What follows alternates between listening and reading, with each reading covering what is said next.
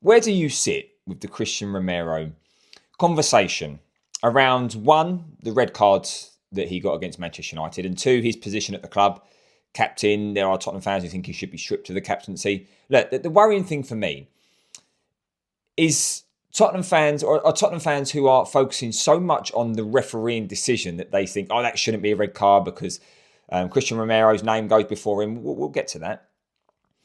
And are not seeing it for what it is. It's a reckless decision from a club captain at a time in the game he did not need to commit so aggressively to a challenge. That's the only talking point that should be the case, right? Because he did, right? There are fans who are saying that, oh yeah, but no, he just went to pass the ball. Was he fucking wanting to smash it into Conor Gallagher's feet 5 yards? Was he aggressively wanting to pass forward? Who's he passing to? Right?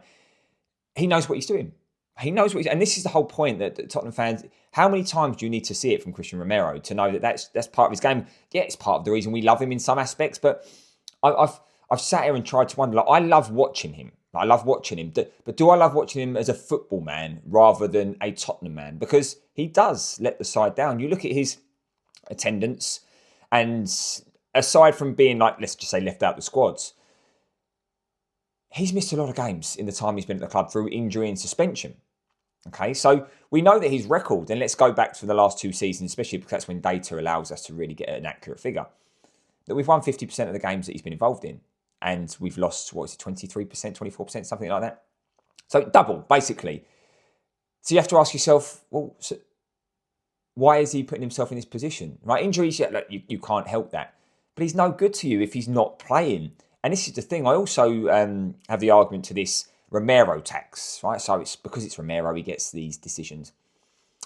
You build that reputation for one. But secondly, I think actually in some instances it works in your favour. Romero made a challenge on Mbumo in the opening kind of exchanges of the game against Manchester United. Some players would have got yellow for that, going through kind of the back of him to win the ball, right? We could see what he was trying to do. And you look at players like Joe Linton, for example, right? Joe Linton, I would argue, he gets a lot of yellows, but he should get more. But he doesn't, so I think he is refereed differently, whether we like that or not. And I think that can be argued that is the case for Romero as well. The challenges that he makes, this idea that, and this is what frustrates me, when I talk about people who have played football, and talking about football, you look at Romero's challenge, and if you've played, you know what he's doing. Right? He's that follow through. He's just intending. Look, he's got himself in a little bit of a muddle, like a bit of a confusion with the ball, and he's come out and he's just rashly just kicked through, and he's left his foot in there. Right? He's left his foot in there. There's a difference. You look at Tarkowski. This is a classic. Again, he got a yellow, so Tarkowski should have been, and obviously this come out after the game, and referees have said he should have been sent off. He won the ball, but he purposely went through McAllister. He wanted to leave a bit on him.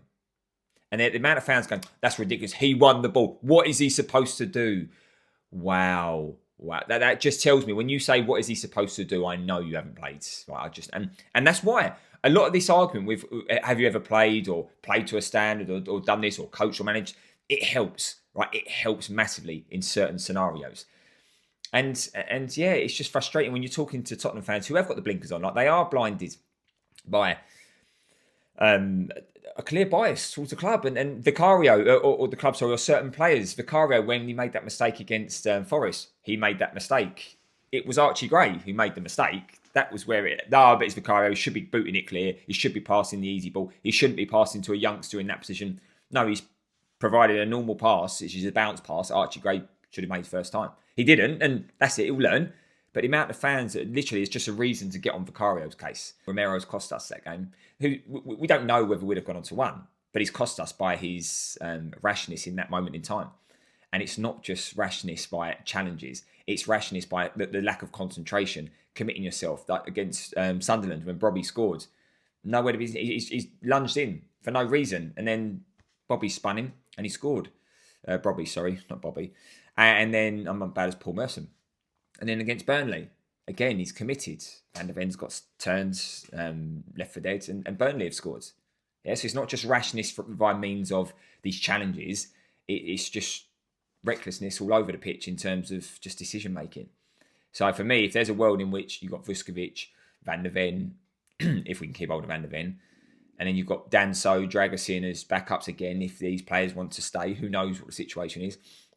I don't think it's a disaster. I think at some point you may have to cut your losses and say, look, what money can you get for someone? Clearly, his head just isn't in Tottenham. It's not in Tottenham. These words on social media aren't doing Tottenham any favours. They're just creating more disruption amongst the squad, amongst the club. Right? As much as fans go, oh, I love Romero for saying these things. Yeah, I think it's a strong character who says these things. But let your feet do the talking on the pitch, right? And that's unfortunately where Romero falls short in some instances, like against Manchester United.